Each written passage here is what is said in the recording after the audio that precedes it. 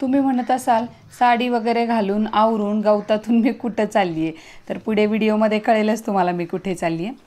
तर आज आहे गुरुपौर्णिमा, त्यामुळे लवकर उठून आवरून घेतलं, पटापट कडक असा सुंदर चहा बनवला। पहिला चहा घेतला, सगळ्याच्या आधी चहा लागतो तरच कामाला सुरुवात होते। त्यानंतर भांडी वगैरे लावून घेतली आणि आज शर्वीच्या शाळेमध्ये गुरुपौर्णिमेचा प्रोग्राम असल्यामुळे तिकडे जायचं होतं, त्यामुळे तिला पण उठवण्याची घाई होती आणि तिचं आवरण्याची पण तयारी होती। पण आज दोघींनी पण इतका झोपेसाठी इतका त्रास दिला ना, त्यांनी रात्री झोपल्या पण नाहीत लवकर, त्यामुळे आत्ता उठायला त्यांना काय सूदच नव्हती। म्हणजे मी किती वेळचे आवाज देत होते पण एकी जणीने पण ओ नाही दिलेली, मध्ये मध्ये जाऊन त्यांना उठवत होते। तर नाश्त्याची सगळी तयारी करून घेतली ह्यांची। सावलीच्या शाळेतनं आज अचानक मेसेज आला सकाळीच की सावलीला आज सुट्टी आहे, त्यामुळे ते एक काम कमी झालं मला, म्हणजे तिचा डबा वगैरे बाकी काय नव्हतं। म्हणून मग सगळी पटापट भांडी वगैरे घासून घेतली, किचन ओटा सगळा क्लीन करून घेतला आणि कपडे वगैरे तशीच ठेवली। आणि नंतर ह्यांची नाश्त्याची जी काय भांडी वगैरे पडणार होती तर ती म्हटलं मी आल्यावरती घासून टाकेन। मला माहीत नव्हतं की हिच्या स्कूलमध्ये किती वेळ लागणार आहे। तर नवीन स्कूलमध्ये हिला पहिल्यांदाच घातले, म्हणजे नेमका काय गुरुपौर्णिमेचा प्रोग्राम आहे ते मला माहीत नव्हतं। फक्त आई ही मुलांची पहिली गुरु असते, म्हणून मग आईंना आमंत्रण होतं। पॅरेंट्सपैकी फक्त आयांना बोलवलेलं होतं, ते पण आज साडी घालून बोलवलेलं होतं त्यांनी। मग बहुतेक काहीतरी सेलिब्रेशन असेल किंवा मुलांना आईचं महत्त्व पटवून द्यायचं असेल, आपल्या आयुष्यात असणाऱ्या गुरूंचं महत्त्व पटवून द्यायचं असेल, तर त्या बाबतीतलं मला असं वाटतंय प्रोग्राम असेल तो। मग मला आणि शर्वीला आवरायचं होतं, तर शर्वीला मध्ये मध्ये जाऊन उठून घेत होते। तिची आंघोळ वगैरे झाली, आवरलं तिचं, आणि मला आंघोळ करायची माझी अजून बाकी होती। पण माझं कसं म्हणणं आहे, हे सगळं आवरून घेतलं ना, भांडी वगैरे झाडलोट वगैरे सगळं झालं ना, मगच मला आंघोळ करायला बरं वाटतं, म्हणजे एकदम फ्रेश होऊन जातो ना आपण। म्हणून मग हे सगळं झाल्यावरतीच मी आज आंघोळ करणार होते। सगळं किचन वाटा वगैरे क्लीन करून घेतला, शर्वीची आंघोळ वगैरे झाली, माझी झाली, तिचं आवरायला घेतलं, तिला स्कूलसाठी रेडी करायचं होतं। त्यांना स्कूलचा युनिफॉर्मच होता आज, वेगळी अशी कपडे नव्हती घालायची त्यांना। तर ती मला 4 वेळा विचारत होती, मम्मा तू साडी घातली आहे, मला पण साडी घाल ना, किंवा मला पण नवीन वेगळा ड्रेस घाल ना। म्हटलं नाही बाळा, शाळेतून सांगितलेलं आहे की युनिफॉर्मच घालून घ्यायचा आहे। आषाढी एकादशीच्या दिवशी पण ती खूप मागे लागलेली, सेलिब्रेशनच्या दिवशी, की मम्मा मला साडीच घालायची आहे। तिची घेतलेली साडी होती, पण ती खूप लहान असताना घेतलेली, 1-1.5 वर्षाची असताना, तर ती आता तिला बसत नाही आहे। आणि परत साडी घ्यायची म्हटलं तर मुलांचं घालणं होत नाही, त्यामुळे मग नको म्हटलं मी। आणि आम्ही रेडी झालो दोघीजणी आणि निघालो। तर गाडीवरनं निघायचं होतं, मी चावी पण घेतली होती गाडीची, पण लेट झाल्यामुळे तिला म्हटलं चल मधल्या रस्त्यानेच जाऊ आपण।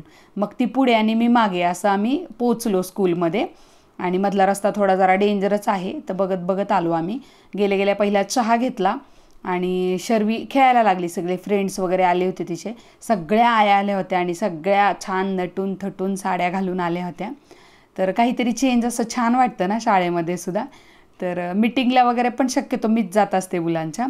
मग इथे सगळ्यांना असं आयांना वर बसवलं होतं चेअरवरती, आणि मुलांना आईच्या पायापाशी असं बसवलं होतं खाली मांडी घालून। तर मुलं काय शांत बसतच नव्हती, काही ना काहीतरी चालूच होतं त्यांचं। ह्या मॅडम तर सारख्याच उठसूट सारख्या, मम्मा मला फोन दे, मम्मा मला हे खायचं आहे, मम्मा मला तहान लागली, मम्मा मला हे, मम्मा मला ते, असं चालू होतं सगळं। मग त्यानंतर इथे त्यांनी छान उपक्रम केला बरं का। मुलांकडे गुलाबाची फुलं दिली आणि आईंना गुलाबाची फुलं देऊन पाया पडायला सांगितले। इथे गेम चालू आहे, तर सगळ्या पॅरेंट्सना मॅटवरती उभं केलं होतं आणि फुग्यांची गेम घेतली होती। प्रत्येकीकडे एक एक फुगा दिला होता आणि टूथपिक दिलं होतं, तर त्या टूथपिकनी एकमेकींचे फुगे फोडायचे होते, आपला फुगा वाचवायचा होता। आणि मागे पकडायचा नाही फुगे, रिंगणाच्या बाहेर व्हायचं नाही, फक्त वरच पकडून ठेवू शकता तुम्ही। मी तर 1च मिनिटात बाहेर झाले, मला कळालंच नाही की वर पकडायचं आहे मागे पकडायचं आहे, खूप गोंधळात असतो आपण, लक्षात येत नाही, आणि पटकन फुगा फुटला गेला माझा। आणि मग राहिलेल्या बायकांमध्ये ही गेम पुढे कंटिन्यू चालू राहिली। तर असं करत करत करत एकदम थोड्याच बायका राहिल्या नंतर, आणि मग त्याच्यातनं पण एकच विनर झाली, मग तिला गिफ्ट दिलं गेलं शाळेतून।